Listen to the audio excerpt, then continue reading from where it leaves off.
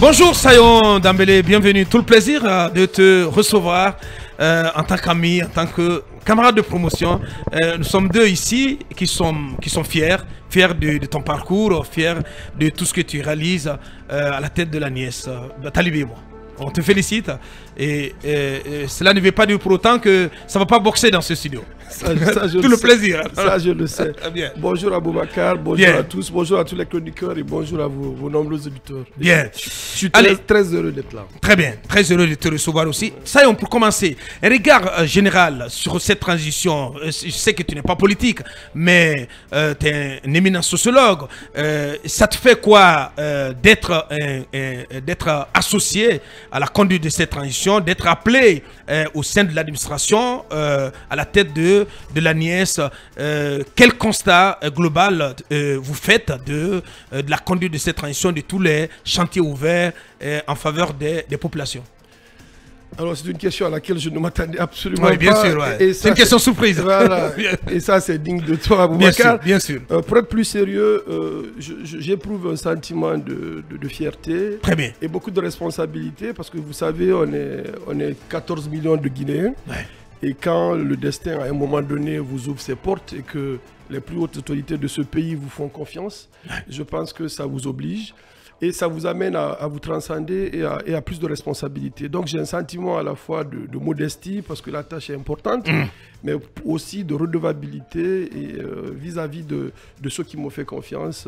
Évidemment, le colonel Mamadi Doumbouya, le président de la transition, le ministre secrétaire général à la présidence, le général Amara Kamara, et évidemment toute la superstructure du CNRD qui ont fait confiance à des profils comme les nôtres. Je rappelle que moi, je suis un modeste chercheur, j'ai fait plusieurs années à l'étranger, je travaillais sur des questions de drogue, d'addiction, de vulnérabilité. Voilà, et j'ai collaboré très longtemps avec des médias comme les vôtres, etc. Bien. Donc je n'avais pas le profil type, entre guillemets, d'embarquer comme ça ce gouvernail. D'un certain point de vue. De l'autre, sur le plan technique, on peut modestement peut-être penser qu'il y avait quelques raisons de me faire appel. Maintenant, sur la conduite générale de la transition, qu'est-ce que vous voulez que je dise de là où je suis?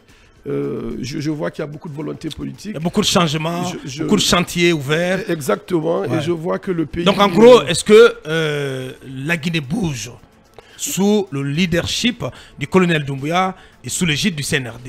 Mais évidemment que ça bouge. Après, tout n'est pas rose. Les œuvres humaines sont nécessairement perfectibles.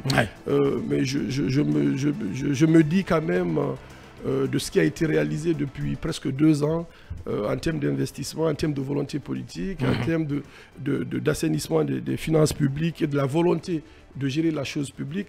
Je pense que c'est des choses à saluer. Et voilà, nous nous battrons jusqu'à la dernière énergie pour sortir. Donc le train est en marche. Bien. Allez, moi, peut-être ça va être ma dernière question avant d'aller à la pause. J'ai monopolisé la parole. Un petit recul pour parler de ce dont vous avez hérité, Sayo, quand vous êtes arrivé à la tête de la nièce. Quel a été le constat que vous avez posé, l'état des lieux, Sayo Dambélé? Alors, ce qui m'a frappé quand je suis arrivé à la nièce, bon, je rappelle... Est-ce que c'était une institution bien gérée? Oui, mais je ne peux pas me prononcer sur la question de bien gérer ou pas. J'essaie de répondre à votre question, Boubacar. En fait, je rappelle que j'étais un modeste spécialiste du champ. Donc, je ne suis pas venu... je n'ai pas découvert une île déserte de ce point de vue-là. Mais ce que j'ai découvert à la nièce, on en parlera tout à l'heure, c'est plutôt l'organisation du travail.